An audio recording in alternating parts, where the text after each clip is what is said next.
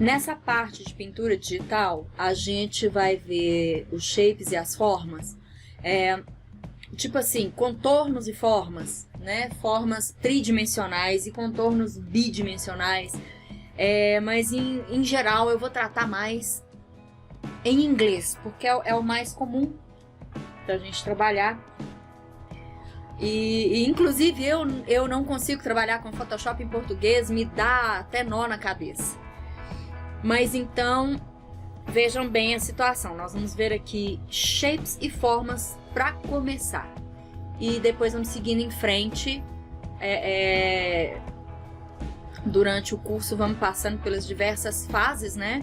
Sendo que cada fase, é igual na outra aula que eu falei com vocês, tem que treinar, tem que tentar, tem que trocar de pincel, tem que alterar a configuração, tem que testar, porque só assim é que você vai saber como trabalhar, qual a melhor forma, com que pressão você tem que usar sua caneta, ou como usar o mouse da melhor forma, qual tipo de pincel combina mais com qual tipo de luminância e daí em diante, tá? Então, tem que ser na base do teste, até porque cada um vai ter um equipamento diferente, vai ter uma facilidade diferente, uma compreensão diferente, e isso tem que ser respeitado pessoa a pessoa, equipamento a equipamento, tá? Aqui no caso, o início de shape e forma é da seguinte forma, veja bem, a importância de cada um. Shape aqui no caso, relembrando, eu tô falando de contornos, tá? Colocando aqui nos contornos, então, por exemplo, né? Nós temos os básicos, né? Os contornos básicos, que são aquelas formas básicas que, inclusive, em 3D, né, são os nossos modelos base da gente utilizar para fazer as modelagens mais complexas, né? Igual o box modeling, né?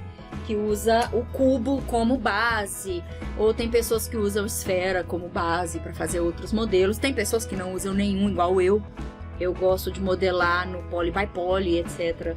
Bom, vejamos aqui, na pintura digital nós temos como figuras básicas são o círculo, o quadrado, o retângulo e o triângulo, né? Sendo que tudo o que a gente for ver a partir de agora, qualquer imagem que a gente for analisar a partir de agora, a gente vai ter que encontrar essas formas, tá? Vai ter que transformar tudo em shapes, correto? E nós temos aqui no caso uma transição entre eles, né? Adicionando aqui uma profundidade. O que seria isso? O que é adicionar profundidade?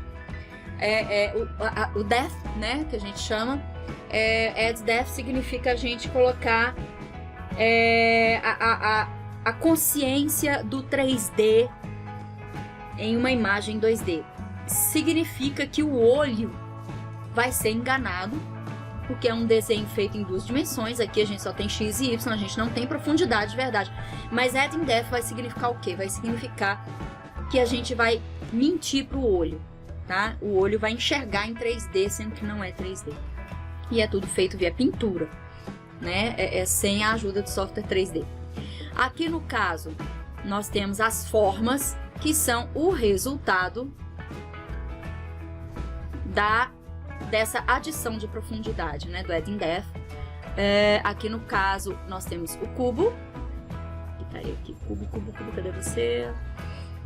Box. Ok, olha só, o cubo. O cubo tem uma peculiaridade, que é o fato de ele ter diversos lados, não como aquele shape básico que a gente viu, né? O shape básico vai estar aqui.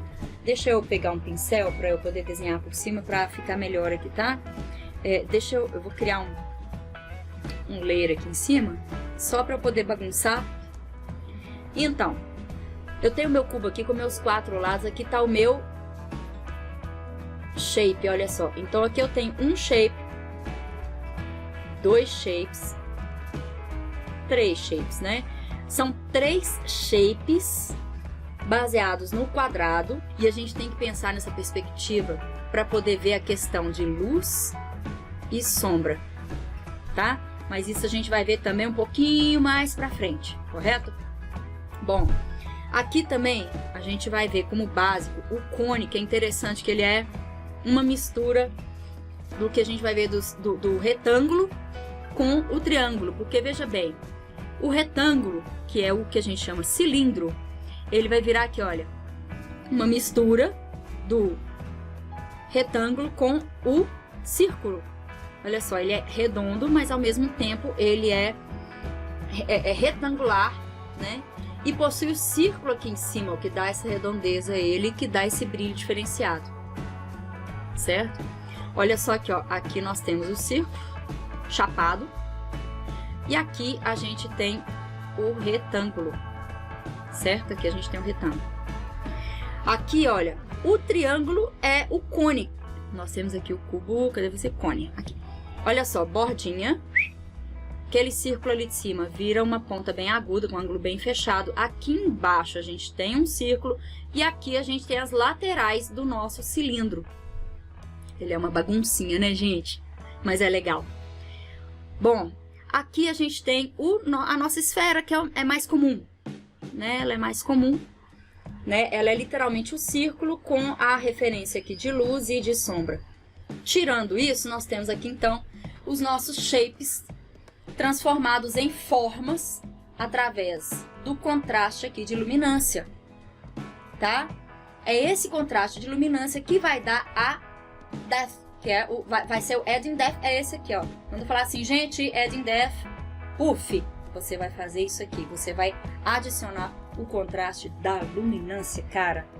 Então, assim, vai ser teste, vai ser referência, muita referência, pegar foto com diversos tipos de luz diferente na internet e tentar realmente reproduzir, tá? Tentar reproduzir, tá, tudo bem. Existe lá aquela sequência de macetes, né?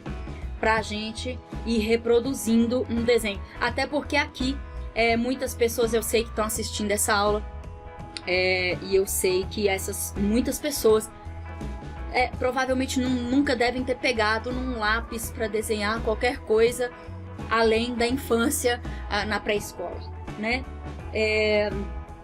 Muitos aqui são ótimos no bonequinho de palito e a gente vai passar do bonequinho de palito aqui para um contraste mais bem trabalhado e usando aquelas referências da primeira aula, né? Vocês estão lembrados, né? Que eu falei da referência da primeira aula aqui, ó, né? Do blending. Estão lembrados disso? Ah, quem não tá lembrado, pega lá e assiste a primeira aula, né? Porque aí vai ficar mais fácil de compreender. Tá bem? Bom, temos aqui então. Deixa eu tirar esse cara daqui, né? Porque eu criei ele para bagunçar. Vou criar outro para bagunçar ali em cima. Vamos para cá, meu filho. Isto. Então, para a gente poder começar um desenho, né? Naquelas dicasinhas e tal que eu estava comentando antes, a gente precisa blocar. A gente precisa blocar a cena, vamos pôr assim, né? O mais possível. O que é blocar? O blocar é inserir os shapes na cena. Tentar pelo shape mais básico, que é o cubo, né? Então a gente vai colocar cubos para localizar os objetos mais importantes, os objetos mais destacados da cena, e depois vai poder colocar mais detalhes. Por exemplo, nós temos aqui uma cena como essa, né? E vamos blocar essa cena colocando aqui as caixas base. Certo? Colocando aqui as caixas base. Podem ver que eles, olha só a posição mesmo, a perspectiva, né? E a posição dessas caixas base baseado na imagem de fundo ali, né? Então, a partir do momento que a gente blocou, que a gente colocou essas referências aqui, o que a gente faz? Começa a pensar na parte do contorno. O que é o contorno? É o shape, o form, gente, é a forma. Tá? Aqui a gente está aplicando formas, olha aqui. Esférico, quadrado, retangular, cone, retângulo e assim vai, tá? Então a gente começa a aplicar as formas, né? O form e o shape juntos, para poder formar uma referência final que vai dar pra gente uma ideia, sabe de quê? Não é só da questão do contorno, não é só disso, não. Vai dar uma ótima referência de contraste. É assim, de contraste. As formas, né? Os forms, eles dão essa referência de contraste que vai ajudar muito na hora da gente aplicar a luminância na cena, luz, sombra, os blends, né, de cor e etc. Tá? Então a gente tem que prestar uma super atenção e deixar o olho correr e compreender como que é a relação luz e sombra para que essa imagem de shapes aqui se transforme em forms, tá? Concreto, o nosso contorno, a gente pode passar para a parte de pintura, tá? Mas aí fica um detalhe legal, que é o seguinte: a gente não vai sempre estar trabalhando com a parte só do fotorrealista, né? A gente não vai só pegar imagens de arquitetura, interior, pessoas, vida real, né? E transformar isso em uma pintura. Não é só esse o objetivo, ainda mais trabalhando com games, né? A gente vai usar bastante o cartunesco, tá? Então a gente tem que compreender a linguagem da forma, compreender como utilizar e como brincar com a forma para que a pessoa que veja o seu trabalho, né, que veja o nosso trabalho, ela tenha aquela sensação, que a imagem traga para ela uma emoção que vai fazer ela compreender a intenção do nosso desenho, da nossa pintura, tá? Então vejam bem.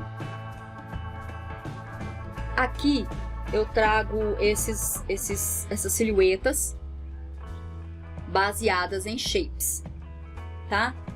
Olha só, aqui nós temos uma raposinha. Essa raposinha aqui, a primeira, ela é baseada em círculo.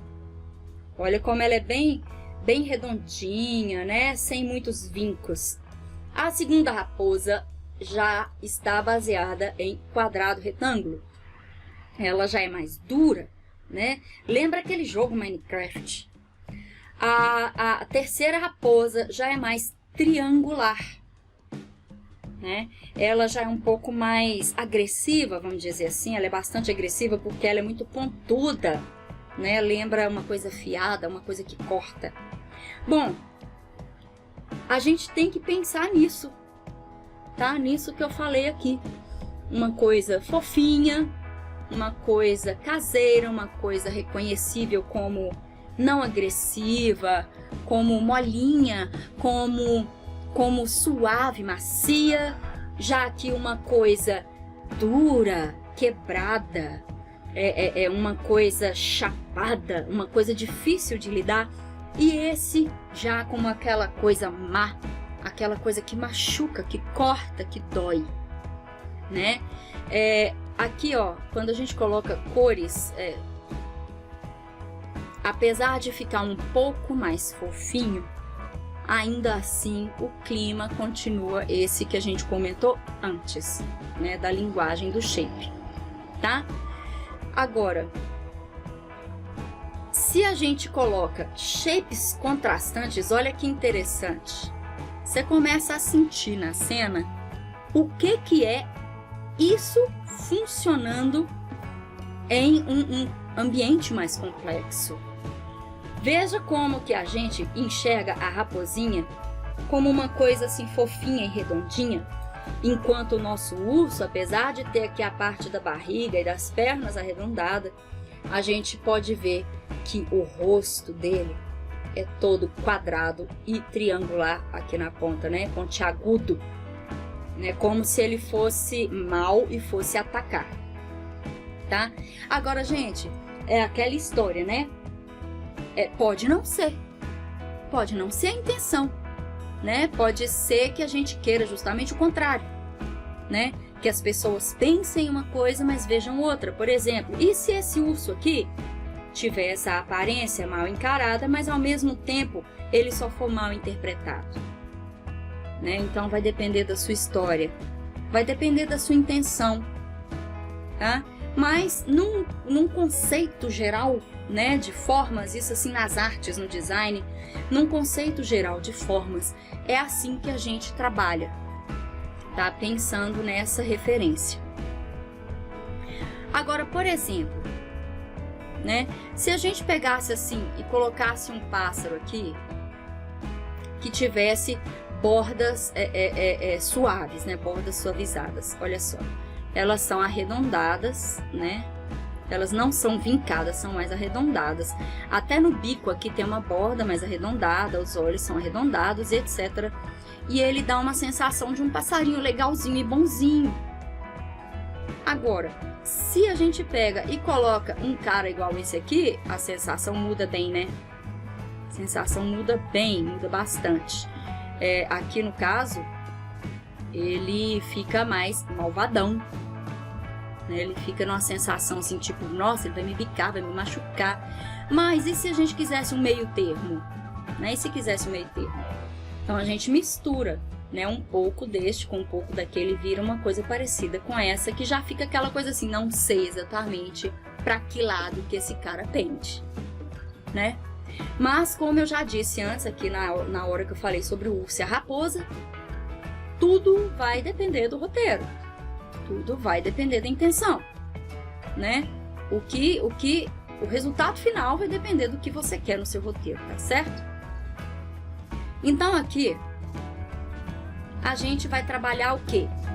Para poder conseguir o nosso efeito final dos shapes, né? Aqui lembrando, olha só que o contraste ele tá em hard, estão vendo aqui? Contraste em hard, totalmente em hard, tá? Dando a profundidade. Mas o hard, de certa forma, ele é mais simples de ser trabalhado, né? A não ser que você trabalhe com hard em degradê, que dá um pouquinho mais de trabalho. Mas ele acaba que no final é um pouco mais simples. Enquanto que no soft aqui, ó, contraste em soft dá mais um pouco de trabalho, tá? Igual esse hard aqui dá mais trabalho que aquele lá que vocês viram, olha só. É como aquela primeira aula, onde eu peço vocês para treinarem, né? Usando diversos pincéis, no que eu digo diversos pincéis diversos brushes, tá? Aqui no Photoshop, diversos brushes para tentar chegar num bom resultado no final, com calma, sem pressa, tá? E o soft, que seria a mistura dos dois, dando esse resultado ali, certo? Aqui na sombra, nós vamos falar sobre isso aqui já já, tá bom? Vejam bem, nós temos aqui o nosso soft hard edge, onde a gente faz a mistura dos dois, gerando essa esfera geral, essa esfera mix, né? Como eu falei antes ali no pássaro, né? Uma esfera mix. E esse tipo de contraste aqui que vocês estão vendo, tá vendo que tem um brilho ali, ó? Aquele ali é um auto highlight, né? Um highlight, e esse aqui é a sombra. Agora, vejam que interessante, essa situação aqui, ó. Nós temos uma luz aqui atrás. A gente vai estar falando dessa luz, tá? A gente vai estar falando dessa luz. Não vai ser agora, não. Mas a gente vai falar sobre essa luz que fica por trás. Por enquanto, nós vamos pensar só no highlight e na sombra, tá? Sendo que, se eu coloco aqui, por exemplo, olha só essa esfera, parece que ela tem uma outra esfera na frente, ou uma meia esfera por cima, não parece? Porque ali, olha só, houve uma sombra, que a gente chama sombra de oclusão, houve uma sombra entre ela e a outra esfera de trás, e os highlights estão vindo da mesma direção, ou seja, isso aqui engana os olhos, dando a sensação de que essa esfera aqui está por cima da outra, tá? A luz está vindo daqui, certo? Aqui, ó, sombra, sombra, highlight, highlight. E aqui, sombra de oclusão, que é uma separação entre as esferas, tá? Agora aqui, olha, essa outra esfera aqui, por exemplo, deixa eu tirar aquela...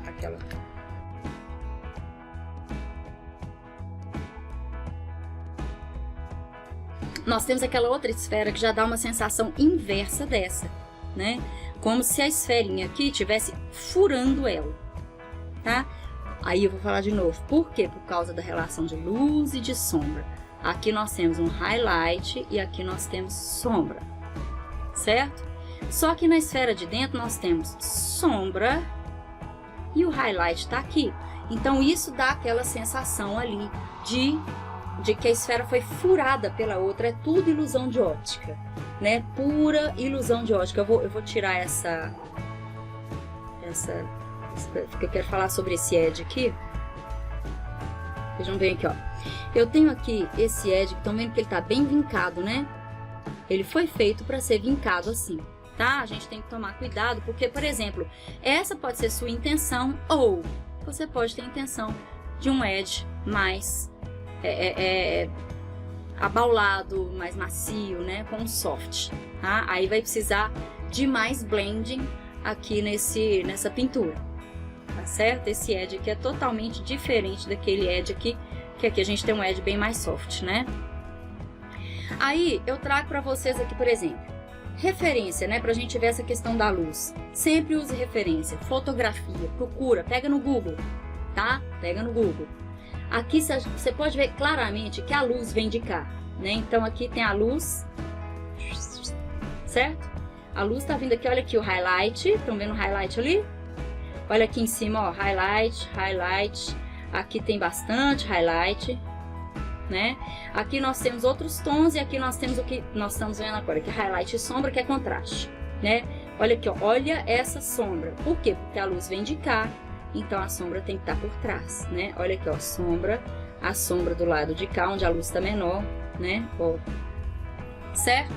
Então nós temos que perceber bastante essa relação de highlights e sombras para poder respeitar a direção de luz e dar profundidade, que é o Add in Depth, tá?